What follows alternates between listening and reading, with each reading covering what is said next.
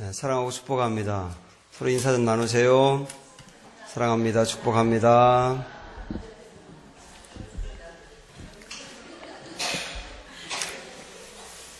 네, 우리 에베소서 이제 예수님 짤이라고 하는 이제 테마로 시작을 했는데 오늘 마지막 시간이 되겠고요. 딱 6개월 제가 말씀을 전했더라고요. 자, 오늘 인간의 무능을 하나님의 전능에 연결하라, 이런 제목이 되겠습니다. 그 차를 마력으로 이렇게 구분을 합니다. 1마력은 말 한 마리가 끄는 힘이죠.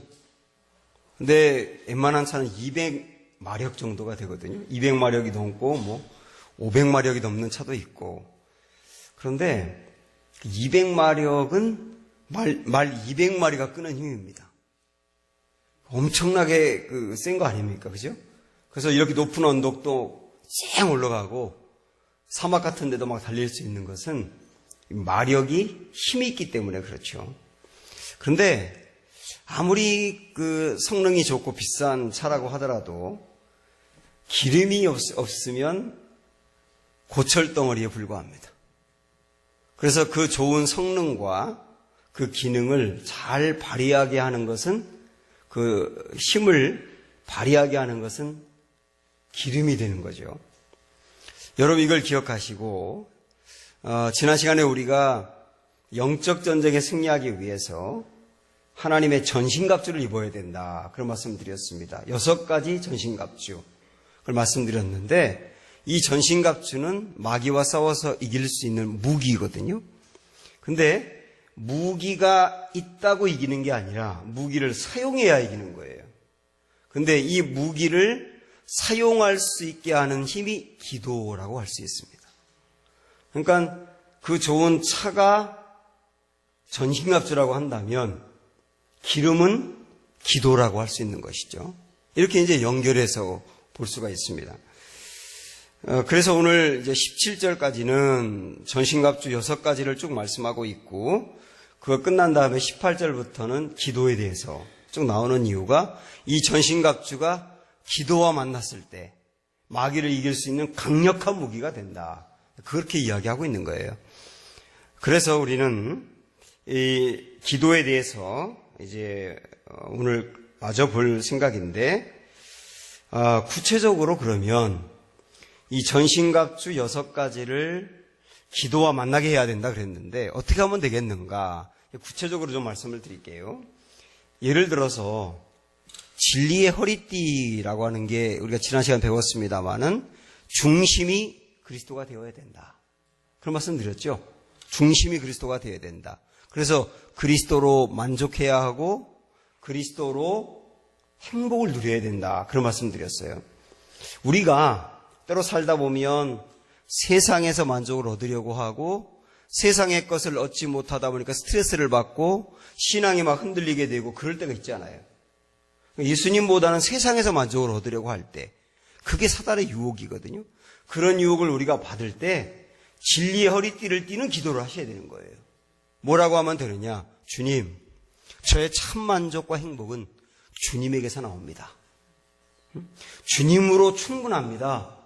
주님을 떠난 세상의 만족은 진정한 만족이 될 수 없습니다. 이렇게 내가 고백하고 믿는 예수님을 내 인생의 중심으로 딱 품고 기도하는 것을 뭐라고 말할 수 있냐면 진리의 허리띠 기도라고 할 수 있는 거예요. 또 하나, 의의 흉배라고 하는 걸 말씀드렸잖아요. 의의 흉배, 이건 사단이 우리를 이제 참소하는데, 뭐라고 참소하느냐면 내가 이전에 지었던 죄를 떠올리게 하고, 그래서 죄책감에 빠지게 하고, 그래서 기도하려고 하면 네가 이런 죄를 짓고 무슨 기도할 자격이 있다고 생각하냐, 그 다음에 내가 뭔가 주를 위해서 일하려고 하면 네가 이런 죄를 짓고 그런 일을 할 수 있는 자격이 있냐, 예배드릴 자격이 있냐, 이러면서 우리 마음에 하나님께 가까이 가지 못하도록 죄책감과 부담감을 가져서 멀어지게 한단 말이에요. 그때 어떻게 되느냐? 의의 흉배를 붙이는 기도를 해야 되는 겁니다. 어떻게 되는 겁니까? 맞다, 내가 그런 죄를 지은 거 맞다. 그러나 그리스도가 십자가에서 흘리신 보혈로 인해서 내가 죄사함을 받고 의로워졌다. 주님이 나를 용납하고 그리스도의 피를 통하여 주님이 나를 용서한다는데 누가 뭐라고 말하냐? 이렇게 담대하게 나아가는 게 뭐예요? 의의 흉배를 붙이는 기도가 되는 거예요. 이런 기도를 드릴 때 의의 흉배가 드디어 무기가 되어서 마귀를 물리치고 나의 중심을 지켜준다 그 말이에요. 그러니까 여러분, 사랑하는 여러분, 이런 기도를 많이 들으셔야 됩니다. 제가 여러 차례 이제 강조를 했지만 우리의 기도가 너무 이렇게 천편일률적인 기도가 될 수 있고 피상적인 기도가 될 수 있는데, 여러분 기도를 조금 더 이렇게 깊고도 넓게 확대해 가실 필요가 있습니다. 그래서 그때 이제 가르쳐 드린 기도 하나가 뭐냐면 주기도문식으로 기도해라. 주기도문식으로 한 구절 한 구절 품고 그걸로 가지고 계속 기도를 이어나가고, 그렇게 말씀드렸고, 하나님의 성품 붙들고 기도해라. 전능하신 하나님, 전지하신 하나님, 영원하신 하나님, 어디에나 계시는 하나님, 변함이 없는 하나님, 이런 하나님 하나하나를 붙들고, 예, 주님, 맞습니다. 주님은 변함이 없는 분입니다. 제가 이런 문제로 인하여 하나님의 성품을 온전히 의지하지 못했습니다. 하나님은 변함없으시니 끝내 이루실 겁니다. 아멘, 그렇습니다. 이렇게 붙들고 기도하는 게 성품 붙들고 기도하는 거거든요. 또 하나 오늘 말씀드리면 전신갑주 기도를 해라는 거예요. 전신갑주 기도를 해라. 그래서 전신갑주 하나하나 품고 그걸 놓고 그거와 연관된 기도를 할 때 그게 바로 영적 전쟁에 승리하는 기도가 된다, 그 얘기예요. 이렇게 여러분의 기도를 좀 깊고 넓게 한번 확대해 보시길 바랍니다. 이렇게 이제 기도하라고 우리에게 말씀하고 있는데, 자, 이제 이 기도를 구체적으로 또 이제 우리에게 18절에 말씀하고 있거든요. 맨 앞에 한번 보실까요? 모든 기도와 간구를 하되 그랬어요. 모든 기도와 간구를 하되. 여기 이제 두 가지 나와 있습니다. 기도를 하나는 간구라고 표현하고 있고 또 하나는 기도라고 표현하고 있는데 이게 약간 이제 차이가 납니다. 예, 깊은 이해, 원래의 뜻을 파악을 하면 간구라고 하는 것은 내가 마음에 소원하는 것을 달라고 구하는 거예요. 그러니까 우리가 일반적으로 알고 있는 기도가 간구인 겁니다. 그러면 여기서 기도라고 하는 것은 뭐냐면 하나님과 대화하는 것을 말하는 겁니다. 그게 기도라고 하는 표현입니다. 그러니까 기도는 크게 두 가지가 있다는 거예요. 하나는 내 마음에 소원하는 것을 달라고 구하는 거, 또 하나는 주님과 기도 시간 자체에 대화가 이루어지는 거, 그 두 가지가 다 기도다. 그 두 가지 기도를 해야 되거든요. 그래서 여러분께서 이 마음에 소망하는 것이 있으면 소망하는 것을 그대로 아뢰면서 달라고 구하세요. 그게 간구고. 근데 그보다 사실 더 중요한 것은 기도거든요. 대화가 이루어지는 겁니다. 대화는 하나님이 내게 말씀하시는 것을 내가 듣는 거고 내 마음에 또 있는 것을 주께 아뢰는 거고, 대화라고 하는 것은 쌍방에 이루어지는 거지 않습니까? 그래서 듣고 말하고 이렇게 되어지는 게 기도거든요. 근데 우리가 실질적으로 이제 기도를 오랜 기간 동안 했던 분들도 그렇고 썩 아주 깊게 한다고 하는 분들도 그렇고 간구의 기도는 상당히 많은데 대화의 기도를 하는 분들은 많지가 않더라고요. 근데 진짜 기도의 맛은 대화의 기도 속으로 들어갈 때입니다. 듣고 말하고 여기까지 가는 거거든요. 그러면 우리가 이제 기도할 때 듣는다는 게 뭐냐, 이게 좀 의문이 생길 수 있잖아요. 듣는다는 게 뭐냐, 이렇게 육성으로 이렇게 말하듯 듣는 거냐, 그렇게 들리는 경우는 거의 없고요. 듣는 기도라고 하는 것은 기도 시간에 내가 기도할 때 순간순간 내 마음에서 이 생각나는 깨달음들을 말하는 겁니다. 깨달음. 또 어떤 내용을 놓고 기도할 때 그것에 대해서 주님이 내게 어떤 깨달음을 주고, 때로는 어떤 생각을 정리하게 해주고, 또 하나님의 음성을 내가 듣고 나서 그거에 대해서 또 되물었을 때 여러분이 그 다음 들으려고 하면 그거에 대해서 하나님 또 말씀해 주세요.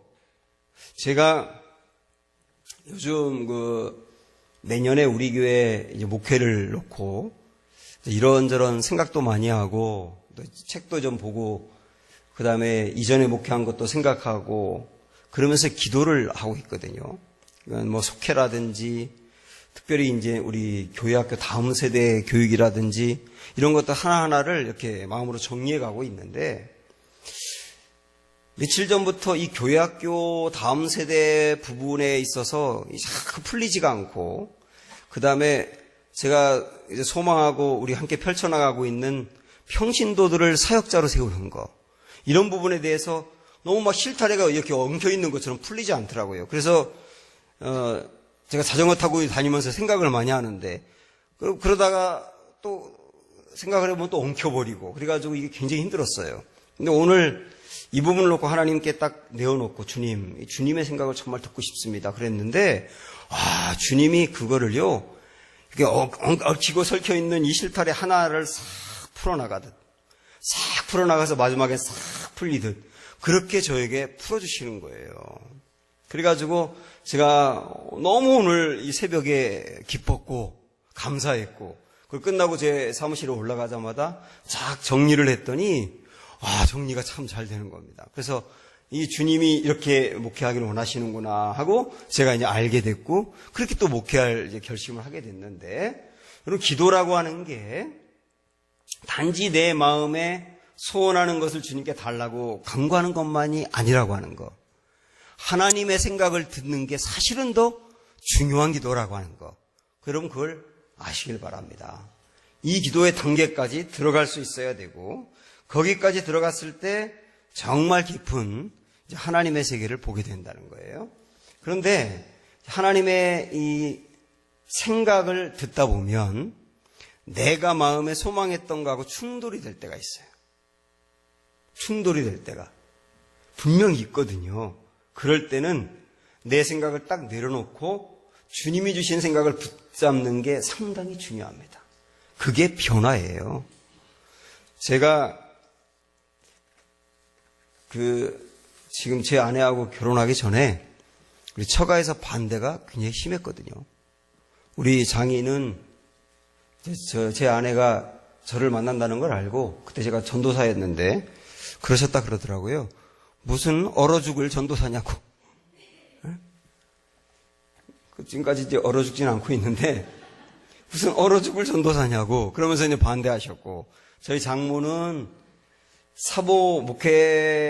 목사 사모가 이제 교회에서 옛날 목사님 사모님들은 정말 그 고생을 많이 하셨잖아요. 그러다 보니까 그런 것 때문에 반대하셨고 그랬거든요. 그래서 이제 못 만나게 하고, 제 아내가 유치원 교사할 때 유치원 아예 못 가게 하고, 그러니까 더 보고 싶더라고요. 못 가게 하고 또 못 만나게 하니까. 그러던 차였는데 장모님은 기도를 했다는 거예요. 내 딸하고 그 유전도사하고 떨어지게 해달라고. 간절히 기도했다. 떨어지게 해달라고. 그 기도하는데 그 기도를 집중적으로 하는 즈음에 교회에서 부흥회가 열린 거예요. 그래서 강사 목사님이 이런저런 설교하다가 어느 날 저녁 이렇게 하셨답니다. 여러분 집에 딸이 목회자하고 결혼한다 그러면 반대하지 마세요. 다 어려운 길이긴 하지만 그만큼 영광스러운 길이 어딨냐고, 허락을 하라고, 이렇게 부흥 강사님이 말씀하셨다는 겁니다. 제가 부흥 강사님한테 전화했겠습니까? 근데 부흥 강사님이 그 말씀을 하실 때 저희 장모님은 떨어지게 해달라고 기도할 때 그 설교를 들은 거잖아요. 그래서 장모님의 생각과 하나님의 마음이 충돌한다는 것을 알고 그 생각을 딱 내려놓고 주님 생각을 딱 붙든 거예요. 그리고 저하고 한번 만나자 하더라고요. 그리고 그 자리에서 허락을 하셨어요. 그러니까 우리가 어떤 문제가 있을 때 나의 생각은 보통 이렇게 정리가 됩니다. 이렇게 됐으면 좋겠다고. 그리고 됐으면 좋겠다는 걸 가지고 기도로 들어가요. 그러니까 주님의 음성이 안 들리는 거예요, 우리에게. 왜냐하면 내 생각이 이미 굳어졌기 때문에. 그래서 어떤 혼란스러운 생각이 있을 때는 그 생각과 문제 자체를 하나님께 내려놓고 기도를 하셔야지, 내가 정리하고 이렇게 해주세요 그렇게 하는 게 아니에요. 그때 하나님이 내 생각을 바꿔주고 하나님의 뜻대로 정리해주는 경우가 상당히 많은데, 그런 게 기도라고 하는 거예요. 기도라고 하는 거예요. 그러니까 기도가 이렇게 중요한 것입니다. 그래서 우리가 이제 주님의 음성을 듣고 이렇게 이제 기도를 해야 되는데, 이 음성 듣고 기도하는 것을 오늘 여러분 말씀 보세요. 18절 다시 보시면 그 뭐라고 표현하고 있냐면, 모든 기도와 간구를 하되, 그 다음 뭐라고 말했습니까? 항상 성령 안에서 기도하고, 이렇게 표현하고 있어요. 항상 성령 안에서 기도하고. 자, 이 성령 안에서 기도한다. 이게 굉장히 중요한 표현인데, 이걸 다르게 표현하면, 기도할 때 성령님이 인도하시는 기도를 하라는 얘기예요. 성령님이 인도하시는 기도를 해라. 성령님이 내게 무엇을 기도해야 될지 알려주시도록 하고, 그리고 성령님이 알려주시는 기도를 내가 듣고, 성령님이 어떤 기도를 알려주시면 그 기도를 하고, 이렇게 내가 결정되어 있는 기도, 내가 딱 정해져 있는 기도 제목 딱 붙들고 이 순서대로만 기도하고 끝날 게 아니라 성령이 기도 시간 자체를 역사하도록 해라. 이게 성령 안에서 기도하라는 뜻이에요.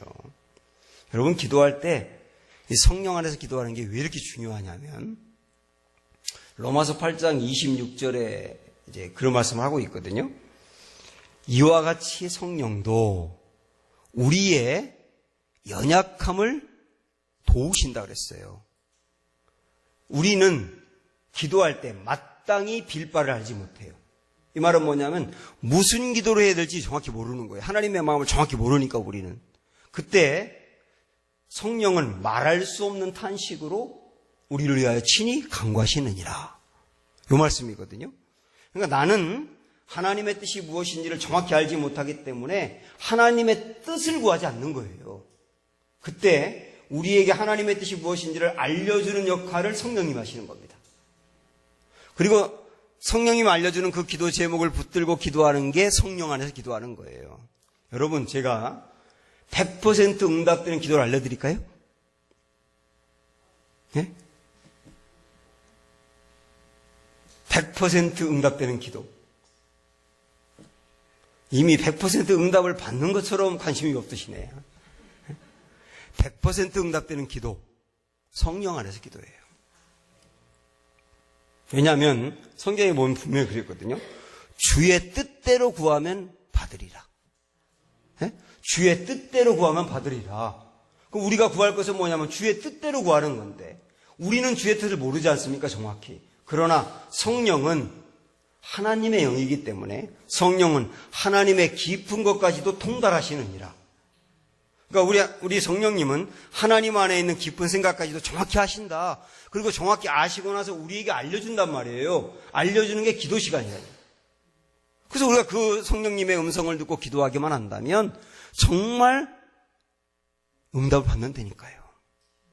이게 성령 안에서 기도하는 것입니다. 마치 여러분 비유하면 이런 겁니다. 성령님을 어머니의 영이라고 이렇게 비유해서 이야기를 많이 하는데, 예를 들어서 어떤 집의 아빠가 아이에게 자전거 선물을 해주고 싶어요. 그래서 좋은 자전거 하나를 사가지고 그거를 아이가 보지 않게 숨겨둡니다. 그러니까 그 다음에 이제 아빠가 자전거를 이 아이에게 선물한다는 것을 알고 엄마가 이 아이에게 옆에서 그러는 거예요. 야, 너 옆집에 내 친구 걔 있지, 걔 자전거 타는 거 엄마가 봤는데 와, 자전거 진짜 되게 잘 타더라. 그리고 자전거 타는데 되게 멋있더라. 야, 나는 네가 자전거 잘 탔으면 좋겠어. 이렇게 자꾸 옆에서 찌르는 거예요. 이렇게 살살 찌르는 거예요. 그러면서 너 생일이 언제지? 언제라 그러면 와, 생일도 가까워오는구나. 그러면서 찌르는 거예요. 그럼 이 아이의 마음에 뭐가 생기느냐면 자전거를 갖고 싶다는 마음이 생기지 않겠어요? 응? 왜냐하면 엄마가 자전거 갖고 싶은 마음을 유발시켰지 않습니까? 그때 이 아이가 그러는 거예요. 엄마, 나 그러면 생일날 자전거 선물해 주세요. 근데 생일날 아이가 눈 뜨자마자 자전거를 딱 갖다 주는 거예요. 생일 선물이라고. 그때 이 아이는 하늘을 나는 거죠. 성령 안에서 기도한다는 것은 일종의 이런 거예요. 하나님이 우리에게 주고 싶은 것이 있을 때, 또 줄 것이 예비되어 있을 때 성령님을 통하여 내 마음에 충동을 하시는 겁니다. 갖고 싶어하는 소원을 주신다고요. 그리고 그 소원을 알고 우리가 기도하게 되면 기도하고 난 다음에 하나님으로부터 받게 하신단 말이죠. 이게 성령 안에서 기도한다는 뜻입니다. 그래서 우리는 성령님이 내게 말씀하시는 것을 귀담아 듣는 게 기도 시간에 상당히 중요한 부분이다. 그리고요, 이런 측면에서 기도할 때 성령님이 이렇게 표현하면 어떨까 모르겠는데 기도 시간에 치고 들어오세요. 에? 기도 시간에 치고 들어온다고요. 그 말은 뭐냐면 내가 어떤 것을 놓고 쭉 기도하는데 성령님이 갑자기 내 마음에 어떤 소원을 불같이 갖게 한단 말이죠. 그거는 성령님이 뭔가를 예비하고 주고자 하는 마음을 우리 마음에 심는 거거든요. 그 기도를 하셔야 되는 겁니다. 그래서 성령 안에서 기도하는 걸 이렇게 표현할 수 있어요. 하나님이 주시려고 준비한 것을 받을 수 있는 기회다. 그게 성령 안에서 기도하는 거다. 그러니까 여러분의 기도의 패턴을 바꿔보십시오. 성령 안에서 기도하는 것으로. 그래서 성령님이 그때그때 주시는 기도의 제목을 소중히 여기셔야 됩니다. 이 빌립보서 2장 13절에 보면은 너희 안에서 행하시는 이는 하나님이시니 그 다음에 자기의 기쁘신 뜻을 위하여 너희에게 소원을 두고 행하게 하시나니 그랬어요. 우리 안에서 행하시는 일은 하나님이시니 그 말은 뭐냐면 우리 안에서 행하시는 일은 성령을 말하거든요. 성령은 당신의 기쁘신 뜻을 위하여 우리에게 소원을 두고 행하게 하신다. 에? 먼저 소원을 두고 그 소원대로 행하게 하신다 그랬거든요. 이 소원이 기도 시간에 우리에게 말씀하시는 성령 안에서 기도하게 하는 겁니다. 여러분 이 기도를 소중히 여기셔야 됩니다. 그런데 성령님이 특별히 우리 안에 우리에게 기도의 제목을 주고 하나님의 뜻을 알려주는 것 중에 상당히 중요한 부분이 뭐냐면 이제 18절 다시 보세요. 이렇게 나오거든요. 다시 앞에부터 읽어보실까요? 시작. 모든 기도와 간구를 하되 항상 성령 안에서 기도하고 이를 위하여 깨어 구하기를 항상 힘쓰며 그러니까 성령 안에서 기도하기를 힘쓰라 그랬죠. 그 다음 뭐라고 말씀하냐면 여러 성도를 위하여 구하라. 그러니까 이 말씀이 이렇게 연결되는 걸 보면 성령님이 우리에게 기도의 제목을 주고 하나님의 뜻을 알려주시는데 특별히 중요하게 알려주시는 게 뭐냐면 남을 위해서 기도하게 한다는 거예요. 남을 위해서 기도하게 한다는 거. 남을 위해서 기도하게 한다는 거는 중보기도를 알려주신다 그 말이죠. 그래서 우리가 성령 안에서 기도하되 특별히 성령님이 우리가 기도할 때 알려주시는 중보기도의 제목을 귀히 여기고 그 기도를 많이 해야 된다 그 얘기예요. 실질적으로 저도 이제 이 새벽에 기도하다 보면 순간적으로 기도의 제목이 떠오를 때가 있어요. 순간적으로 기도의 제목이 떠오르고 갑자기 생각지도 않았던 어떤 기도를 하고 싶은 마음이 생기고 어떤 때는 갑자기 어떤 교우가 생각이 나고 그래서 그분을 위해서 뭔가 기도하게 되고 그분이 어떤 문제가 있는지 모르겠어요. 근데 그분이 갑자기 생각나면서 막 마음이 충동이 일어날 때가 있어요. 그래서 저도 이제 제 나름대로 하던 기도가 있었기 때문에 그 기도를 하려고 그러면 그 기도엔 집중이 안 되고 또다시 그 교우 생각이 또 나는 거예요.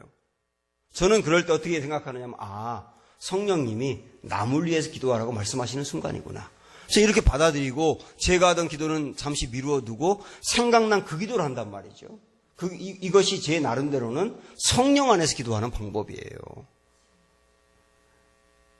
사랑하는 여러분, 어떤 분은 물질의 문제로 굉장히 힘들어해요.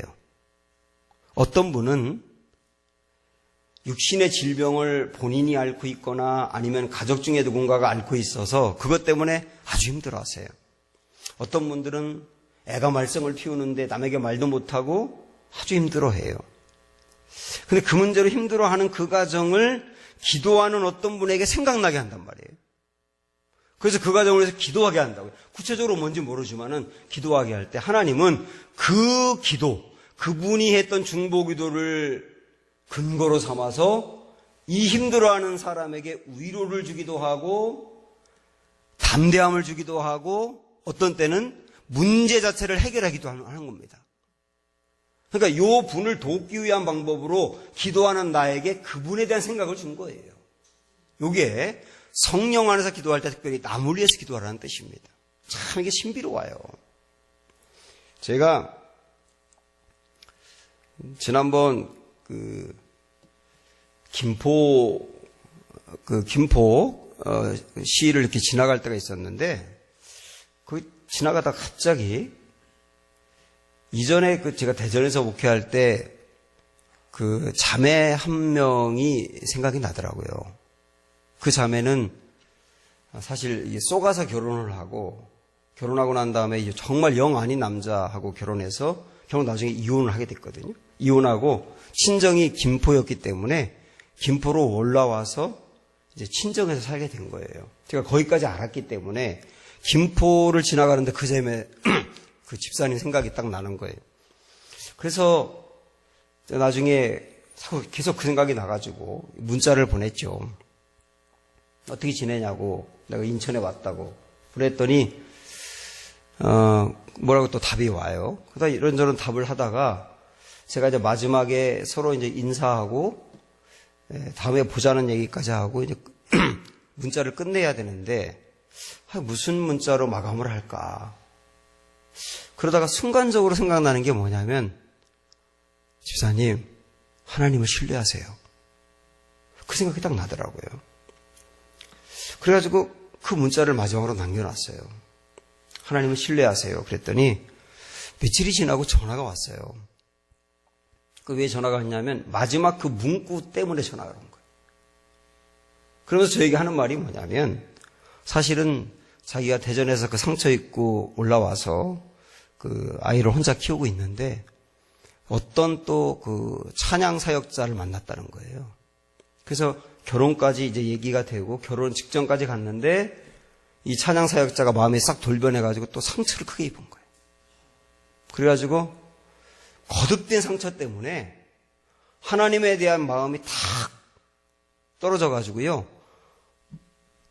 자기가 길가에서 점 보는 사람이 있어가지고 점을 보려고 했다는 거예요. 에? 거기까지 갔다는 거예요, 생각이.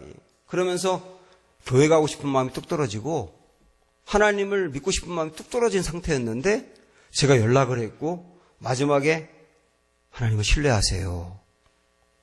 근데 그 말씀이 하나님의 음성으로 들린 거예요, 이 자매한테는.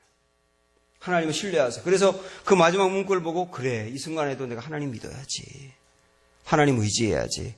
하나님의 뜻을 지금은 정확히 모르지만은 하나님이 나를 사랑하시지 하는 마음을 딱 붙들고 믿음이 회복이 된 거예요. 그 문구 하나가 제가 그 자매에 대해 속속들이 몰랐어요. 문자만 몇 번 주고받았기 때문에. 그런데 하나님은 제 마음에 그 문구를 주어서 그 문구를 집사님에게 보냄으로 인하여 그 문구를 통하여 집사님을 세워주는 거죠. 성령님이 이렇게 역사하시는 거예요. 그래서 사랑하는 여러분, 기도할 때 특별히 어떤 분이나 어떤 나라나 어떤 사람에 대해서, 가정에 대해서 생각나는 그 기도의 제목을 주실 때 여러분 귀히 여기시고 다른 어떤 것보다도 먼저 그 기도를 드리셔야 됩니다. 그게 성령 안에서 기도하는 거예요. 저는 그 중보 기도를 한편으로 이렇게 생각을 하거든요. 마가복음 2장에 보면은 예수님을 만나기 위해서 한 친구들이 중풍병자 한 명을 데리고 옵니다. 근데 이 중풍병자는 전혀 걷지 못하고 제가 볼 때는 거의 사경을 헤매는 사람 같아요. 근데 그 사람을 예수님 만나 치유받게 하고 싶어서 예수님께 데리고 오는데 들것에 들고 왔습니다. 들것에.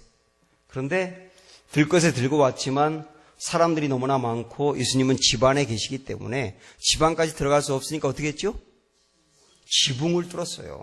그러니까 이 유대인들의 지붕은 우리같이 이렇게 된 게 아니기 때문에 이게 뜯기가 쉽습니다. 그래서 예수님 말씀을 전하는데 지붕 위에서 덜그럭덜그럭 소리가 나더니 갑자기 들것이 하나 내려온 거 아닙니까? 그러니까 이 친구들은 이 중풍병자 친구의 병을 예수님으로 인하여 고치고 싶어서 지붕을 뚫고 들것을 내렸단 말이에요. 예수님이 사실은 그 들것에 담겨 있는 중풍병에 걸린 환자는 믿음이 없어요. 그 사람의 믿음이 있는 게 아니에요. 다만 친구들의 믿음이 있는 거예요. 친구들의 믿음을 보고 이 중풍병자를 고쳐줬지 않습니까? 제가 그 말씀이 참 마음에 퍽 다가오더라고요. 그래서 중보기도라는 것은 제 나름대로 이렇게 정리했습니다. 중보기도는 들것기도다. 중보기도는 뭐라고요? 들것기도라고요. 들것에 사경을 헤매는 사람, 그 다음에 이 자녀들 때문에 힘들어하는 사람, 됐어요. 이대로 놔주세요. 자녀들 때문에 힘들어하는 사람, 그리고 여러 가지 복합적인 문제로 인하여 골치 아픈 그 사람을 들것에 들어서 예수님께로 인도해 가는 게 중보기도다. 내가 그 사람을 고칠 수 있는 것은 아니지만은 그 사람을 고칠 수 있고 그 문제를 해결해 줄 수 있는 주님께로 인도하도록 연결해 드리는 게 중보기도다. 그 사람은 여러분, 그래서 중보기도를 많이 하셔야 됩니다. 사실은 내 기도는 한계가 있잖아요. 중보기도를 하게 되면은 중보기도라고 하는 것은 하면 할수록 중보기도 제목이 늘어나고요. 하면 할수록 영역이 늘어납니다. 그래서 어떤 사람은 지금 3개까지 다 가 있어요. 중보기도로. 우리가 할 수 있는 거 중보기도를 통해 하나 역사한다고 한다면 기도의 영역을 넓혀야 될 것이다. 그 기도로 어떤 사람, 어떤 가정, 어떤 나라를 하나님께로 인도하는 기도의 특권을 활용하시기 바랍니다. 다시 중보기도는 뭐라고요? 들것기도라고요. 꼭 그 생각하세요. 들것으로 옮겨놓는 거다. 여러분께서 유명순 집사님 위해서 계속 기도해 오셨는데 제가 우리 교회 부임하자마자 사실 유명순 집사님이 암이 발견돼가지고 그때부터 제가 거의 기도를 지금까지 6개월 정도 해왔는데 새벽에 나오신 분들은 하루도 빠짐없이 기도를 했어요. 오늘 수술을 받으셨거든요. 제가 아침에 딱 기도하러 갔는데 처음에 이렇게 찍었을 때는 암세포가 굉장히 컸었답니다. 그리고 이제 임파선 이런 데까지 다 전이가 됐고 근데 8번 항암제를 맞으면서 지금은 엑스레이 상으로는 항암제가 여기 암세포가 안 보인다는 거예요. 안 보인대. 그래서 오늘 받은 수술은 이 안에 이제 뿌리가 남아있기 때문에 뿌리를 도려내는 거예요. 뿌리를 도려내는 거. 그 처음에 제가 그 가정 신방 갔을 때는 참 쉽지 않겠다 하는 생각이 들었는데 근데 하나님 역사에서 이제 그 뿌리만 남아있는 상태로 역사하셨거든요. 그래서 정말 여러분에게 감사를 드리고 우리의 중보기도 앞으로 물론 어떻게 될지 모르지만 그러나 우리의 소망을 품는 것은 우리의 중보기도를 통하여 정말 하나님 역사하시는구나 하는 소망을 품으시고 기도해 주신 여러분 감사드리고 완전히 고칠 때까지 여러분 기도 계속해 주시기를 바랍니다. 중보기도는 들것기도다. 바울은 이렇게 성령 안에서 기도하되 특별히 남을 위하여 기도하라 이렇게 말씀해 준 다음에 자 이어서 19절 20절 한번 볼까요? 남을 위해서 기도하라 성도를 위하여 기도하라 한 다음에 이제 이런 기도를 부탁합니다. 19절 20절 시작. 또 나를 위하여 구할 것은 내게 말씀을 주사 나로 입을 열어 복음의 비밀을 담대히 알리게 하옵소서 할 것이니 이 일을 위하여 내가 쇠사슬에 매인 사신이 된 것은 나로 이 일에 당연히 할 말을 담대히 하게 하려 하심이라. 자, 바울이 성도를 위하여 기도해라, 남을 위하여 기도하라 한 다음에 그 다음에 이어서 하는 말이 뭐냐면 나를 위해 기도해달라. 지금 바울은 감옥에 갇혀 있어요.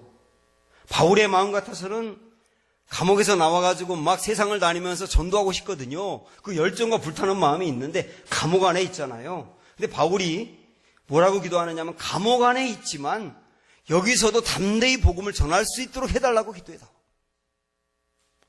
그래서 바울이 기도 부탁하는 건 뭐냐면 어떤 상황이든지 상관없이 전도가 되게 해달라고 기도하는 거예요. 그래서 오늘 이 말씀 이렇게 연결해 가는 것을 보면서 우리가 남을 위해 기도하고 중보 기도하는 것 중에 상당히 중요한 게 뭐냐면 선교를 위한 기도라는 거예요. 선교를 위한 기도. 열방과 세계를 품고 또 선교하는 선교사님들을 품고 하는 이 기도, 선교를 위한 기도를 저는 열방을 위한 기도라고 연결해 보고 싶거든요. 열방을 위한 기도가 남을 위해 해야 될 기도 중에 상당히 중요한 부분이라 그 얘기예요. 여러분, 아직까지 우리 교회가 구체적으로 파송한 선교사가 없고 박경 선교사님을 위해서 또 기도하고 있긴 하지만 여러분께서 알지 못하는 선교사들을 위해서도 선교사를 위해서 기도를 많이 해주셨으면 좋겠고 우리 장로님들이 대표 기도하실 때도 선교사들을 위한 기도를 하셨으면 좋겠어요. 저는 이 선교사를 위한 기도가 왜 중요하냐면요, 선교사들이 제일 힘들어하는 게 뭐냐면 물질이 부족한 게 아니에요. 그리고 언어라든지 문화가 잘 통하지 않는 거, 그것도 가장 어려운 게 아닙니다. 풍토병, 그것도 어려운 거지만 제일 어려운 건 아니에요. 자녀 교육 문제, 이런 것도 고민이 되지만 제일 어려운 건 아니에요. 제일 어려운 건 뭔지 아세요? 외로움이에요. 외로움. 거기 선교하는 지역에서 사람들을 전도해서 양육해서 길러냈어요. 그랬더니 어느 날 선교사 돈을 가지고 도망을 가버리는 거예요. 그때 밀려오는 외로움, 허탈감. 중동 같은 이슬람 지역에서 정말 몇 년을 전도해도 한 사람 전도할까 말까 한 지역에서 그 고생을 하면서도 그 영혼 포기하지 않고 한 사람 전도해서 양육해서 신학 공부시켜가지고 이제는 목회자를 만들어야 되겠다고 했는데 갑자기 배신해가지고 이 사람 선교사라고 고발해버리는 거예요. 잡혀가고 그 다음에 가지고 있는 거 빼앗기고 어떤 경우는 추방당하고 그때 밀려오는 외로움과 허탈감, 이런 게 굉장히 크다는 거예요. 제가 선교사님 간증을 직접 들은 얘기예요. 제일 힘든 거는 외로움이더라. 그래서 선교하는 교회들이 보통 물질을 보내면 된다고 생각을 하는데 물질을 보내는 것 이상으로 정말 중요한 게 뭐냐면 기도입니다. 기도. 그 기도를 여기서 하게 되면 외로운 가운데 허덕이고 이거 선교 그냥 접어야 되는 거 아닌가라고 고민하고 그럴 때 여기서 기도하면, 열방을 위한 기도를 하면요, 선교사 있는 현장에서 주님이 그 마음 다시 역사하셔서 일으켜 세우고 한 영혼을 사랑하는 그 초심을 다시 간직하고 나아가고 그러면서 선교사가 승리하는 거거든요. 그래서 이 기도 정말 중요합니다. 우리가 기도하는 그 장소를 뭐라고 표현하냐면 골방이라고 표현하잖아요. 골방에서 기도한다. 그래서 저는 이렇게 말씀드리고 싶어요. 한번 따라해 보세요. 골방에서 열방을 품으라. 시작. 골방에서 열방을 품으라. 여러분, 이 기도 하셔야 됩니다. 선교를 위한 기도. 기도는 무능한 우리가 전능하신 하나님과 연결되는 순간이에요. 우리는 내가 안고 있는 문제를 해결할 능력이 없어요. 그래서 무능해요. 그러나 우리 하나님은 내가 안고 있는 문제를 해결할 능력이 있어요. 그래서 전능해요. 우리는 무슨 기도를 해야 될지 몰라요. 그래서 무능해요. 그러나 하나님은 무슨 기도를 해야 되는지 아세요. 그래서 전능해요. 기도는 뭐냐? 무능한 내가 전능하신 하나님과 연결되는 순간이에요. 연결돼서 전능한 하나님의 전능이, 능력이 무능한 나에게로 흘러들어오는 게 기도 시간이에요. 마치 논이 가뭄 때문에 바짝 말랐다고 생각을 해보세요. 무능입니다, 그 논은. 근데 그 옆에 저수지가 있어요. 저수지에 물이 있어요. 그 물이 있다는 건 전능하다는 거예요.